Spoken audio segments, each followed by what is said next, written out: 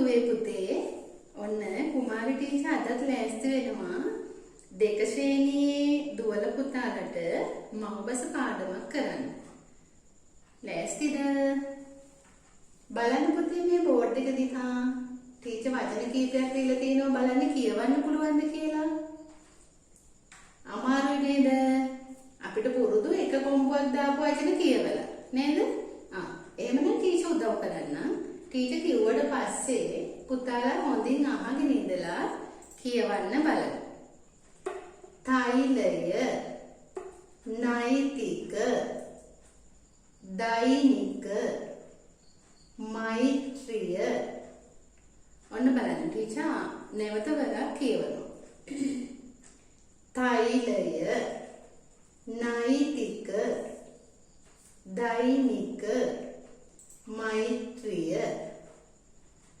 දැන් බලන්න දුවේ පුතේ මෙතන මේ නිල් පාටින් ඉරියඳලා තියෙන අකුරට කොම්බු දෙකක් එදලා තියෙනවා. මේ බලන්න. හොඳින් බලන්න. මේ හැම වචනෙම කොම්බු දෙකක් අකුරට ඉස්සරහින් එදලා තියෙනවා. එතකොට දුවේ පුතේ මේ කොම්බු දෙක එදලා තියෙනකොට අපි උච්චාරණය කරන්නේ I කියන ශබ්දය එන විදිහට. දැන් මේ අකුර අපි කොහොමද කියන්නේ? තයි. මේක කියන්නේ නයි. දයි. මයි. එහෙම නැතුව අපි තයි කියනකොට තයන්නයි යයන්නට ඉස්පිල්ලයි එහෙම ලියුවොත් වැරදි. ඔන්න එහෙමනම් ටීචර් නැවත වරක් කියවනවා හොඳින් අහගන්න. තෛලය, නෛතික, දෛනික, මෛත්‍රිය. දැන් දුවේ පුතේ අපි බලමු කොහොමද මේ අකුරු ටික අපි පස්තෝල තුල ලියන්නේ කියලා. මේ බලන්න අපි දන්නවා කොම්බුව ලියනකොට කොහොමද ලියන්නේ? පිල්ලක් ලියන්නේ මේ 3 වෙනි රූලේ ඉඳන් 4 වෙනි රූලට යනකම්. ඒ නිසා මෙන්න මෙහිම ඕන විදිහට තමයි අපි කොම්බුව ලියන්නේ. දැන් මම මේ ලියුව අකුර මොකද්ද බලන්න. තයි.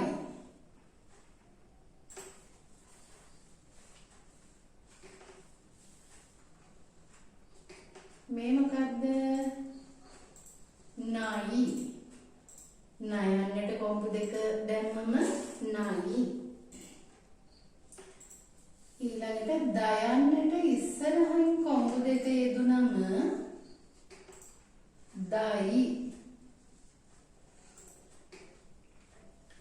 මයන්නට ඉස්සරහින් කොම්බු දෙක යෙදුනම මයි.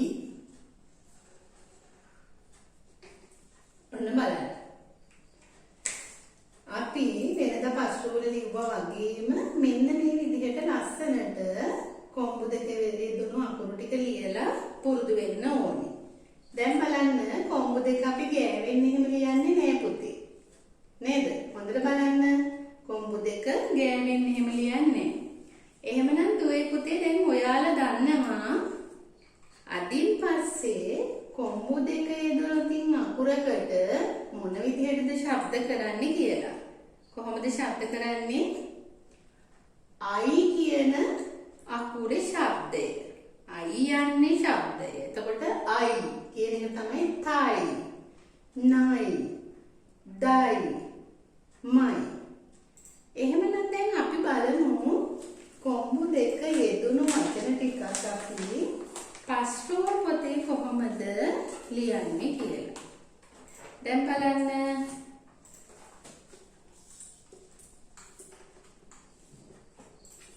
බලන්න ටීචර් ලේසි නිසා ඔන්න හදාගෙන තියෙනවා. බලන්න මේ වචන ටික කියවන්න පුළුවන්ද කියලා.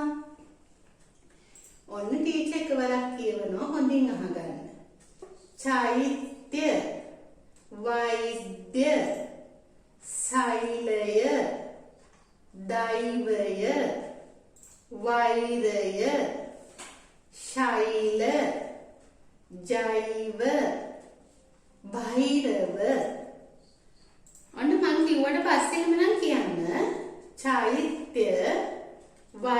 මධ්‍ය, සෛලය, දෛවය, වෛරය, ශෛල, ජෛව, බහිරව. දැන් මං හිතනවා ඔයාලට මේ වචන ටික තනියෙන් කියවන්න පුළුවන් ඇති කියලා. මේ බලන්න අපි චෛත්‍ය කියනකොට යන්සය එදිලා තියෙනවා. අපි ඊළඟ පාඩමට යන්සය ඉගෙන ගන්නවා. එතරම් මතක තියාගන්න. යන්ශය විතරයි අකුරු ලියනකොට ගාවල ලියන්නේ. වෙන අකුරු ගෑවුවොත් වැරදි කියලා ඔයාලා දන්නවනේ නේද? එතකොට යන්ශය ලියනකොට ඒ ළඟ තියෙන අකුරට බැඳිලා තමයි ලියන්න ඕනේ. ගෑවිලා තමයි ලියන්න ඕනේ. එතකොට මෙන්න මෙතන තියෙනවා මොකද්ද මේ අකුර? මතක ඇති නේද මහ ප්‍රාණ අකුරු ටික? මහ ප්‍රාණ භ. මෙතන තියෙන්නේ තාලුජ ශයන. අපි තව දවසකදී ඔයාලට මහ ප්‍රාණ අකුරු ටික නැවත වරක් මතක් කරලා වචන කියවමු. ඉතින් දුවේ පුතේ එහෙමනම් ඔයාලා මෙන්න මේ වචන ටික ලස්සනට පුතාලගේ පස්රූල් පොතේ බලාගෙන ලියන්න. ඒ වගේම තමයි ඔයාලට පුළුවන් ඔයාලගේ තනි රූල් පොතේ රූල් දෙකක් ඇරෙද මේ වචන ටික ලියන්න. මොකද තනි රූල් පොතේ ලියන්නේ රූල් දෙකක් ඇරලානේ නේද? ඊළඟට තව ඔයාලට පුළුවන් මේ වගේ වචන හොයන්න. පත්තර වලින් හොයන්න, පොත් වලින් හොයන්න, ඊළඟට ඒව බලාගෙන ලියන්න. ඔන්න ඊළඟට අසාලි වීම වචන පහකුත් ලියලා තියන්න ඕනේ. ඇහුණද? එහෙමනම් දුවේ පුතේ අපි තවත් ඉල්ලමක් ඉගෙන ගමු. මොකද දන්නවද? දැන් ඉතින් අපි නිවාඩු කාලේ ගෙදරට වෙලානේ ඉන්නේ නේද? වැඩත් අඩුයි, හරිම කම්මැලි. ඒ නිසා වැඩි ටිකක් ඉගෙන ගන්න. ඔන්න බලන්න ටීචර් මේ බෝඩ් එකේ ලියලා තියෙන්නේ මොකක්ද බලන්න. කොහොමද කියවන්න පුළුවන්ද? ඔන්න මම උදව් කරනවා. ටීචර් කිව්වට පස්සේ පුතාලා කියන්න. ගෞරවී, කෞමදී, සෞම්‍යා, කෞමින. මොනවද මේ? ඔන්න යාළුවන්ගේ නම් ටිකක් නේද? අහලා තියෙනවද? ඔයාලගේ පන්තියේ ඉන්න වැඩි මේ වගේ නම තියෙන යාළුවෝ. බලන්න. ගෞරවී, කෞමදී, සෞම්‍යා, කෞමින. මේ බලන්න දුවේ පුතේ ගෞරවී කියනකොට මෙතන මොකද්ද මේ ශබ්ද වෙන්නේ? ගෞ නේද? ගෞරවී. එතකොට ගෞ කියනකොට අපි අර ගෞම කියලා හැම ලියනවා වගේ ලියන්නේ නැහැ. කෞමදී. මේ බලන්න මෙතන කෞ. සෞම්‍යා. සෞ. කෞමින. කෞ. දැන් හොඳින් බලන්න. දැන් මේ වචනේ පළවෙනි අකුර තමයි ගයන්නේ. ඒකට එකතු වෙලා තියෙනවා කොම්බුවයි ගයනු කිත්තයි. දුවේ පුතේ ඔයාලා මුලින් ඉගෙනගෙන තියෙනවා මතක ඇතිනේ කොම්බුව තියෙන වචන නේද? ඒ වගේම තමයි ගයනු කිත්ත තියෙන වචන ලියලා තියෙනවා. ගයනු කිත්ත විතරක් තියෙනවා ඌරා නේද? ඌව කියන ඒවා අපි ඉස්සෙල්ලා ඉගෙනගෙන තියෙනවා. හැබැයි අද දවසේ අපි ඉගෙන ගන්නේ මේ කොම්බුවයි ගයනු කිත්තයි දෙකම යෙදුණු වචන. එතනකොට තමයි පුතේ මේ අවු ශබ්දය එන්නේ. මොකද එන ශබ්දය අවු කියලා. අවු. ඔයාලට මතක ඇති? අපි සිංහල හෝඩි අකුරු ටික මුලින් කරනකොට අවු කියන අකුර ඉගෙන ගත්ත නේද? අවු යන්න එන්නේ ශබ්දේ තමයි මේ වචනේ මුලට යෙදිලා තියෙන්නේ. ඒ හින්දා තමයි පුතේ මේ ගව්, කව්, සව්, කව් කියලා යෙදලා තියෙනවා. එහෙමනම් අපි නැවත වරක් බලමු මේ ටික කොහොමද කියවන්නේ කියලා. ගෞරවී, කෞමදී, සෞම්‍යා, කෞමින. මේ බලන්න දුවේ පුතේ මෙතනදී යන්සි අපි ගාවල ලියනවා. ඊළඟ පාඩමේදී අපි යන්සි ඉගෙන ගන්නවා. ඊළඟට අපි මේ කොම්බුවයි ගයනු කිත්තයි ලියනකොට හරියට සැලකිලිමත් වෙන්න ඕනි. මෙන්න මේ අංක 3 වෙනි රූලේ ඉඳන් 4 වෙනි රූල දක්වා තමයි මේ පින්නන් දෙක ලියලා තියෙන්නේ. එහෙම නැතුව සමහර දුවල පුතාලා ඉන්නවා මෙන්න මෙහෙම ලියනවා.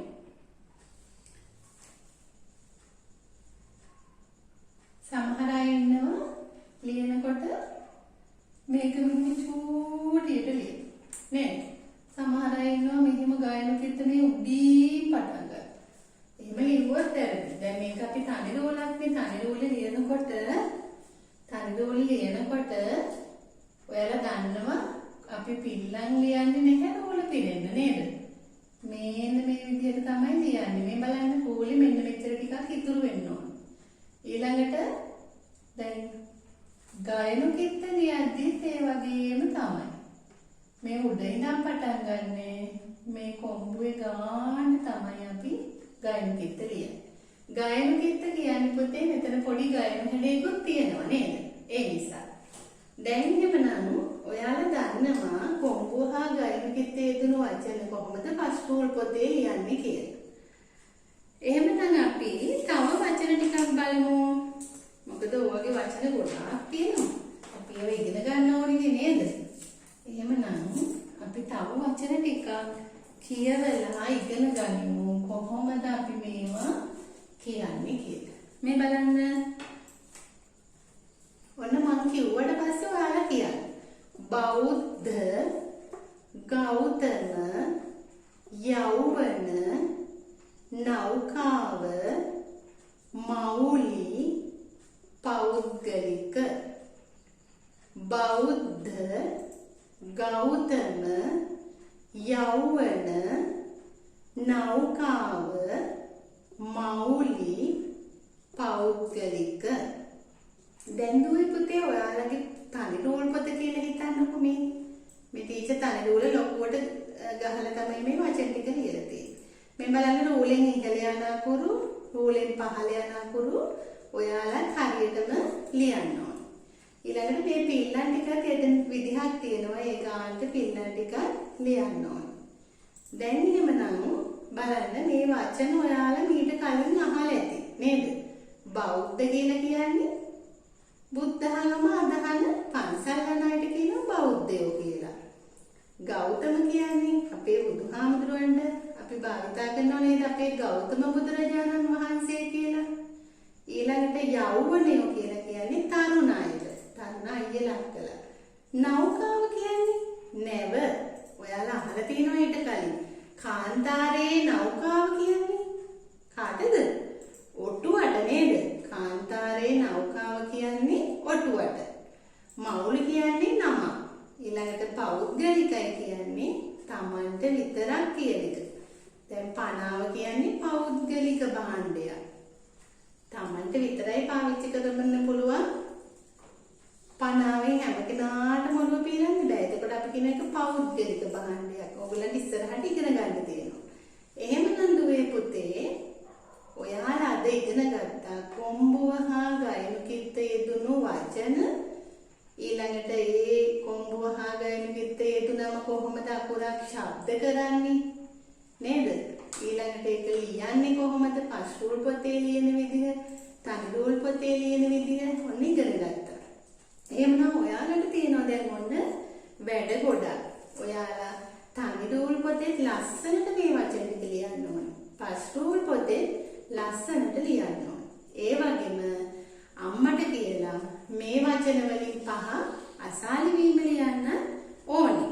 ඔන්න තව වැඩක් තියෙනවා. මොකක්ද දන්නවද? මේ වචන දාලා අපිට පුළුවන් වාක්‍ය හදන්න. කොහොමද? ගෞරවී පාසල් යනවා. කෞමදී සෙල්ලම් කරනවා. සෞම්‍යා මිදුලට යනවා.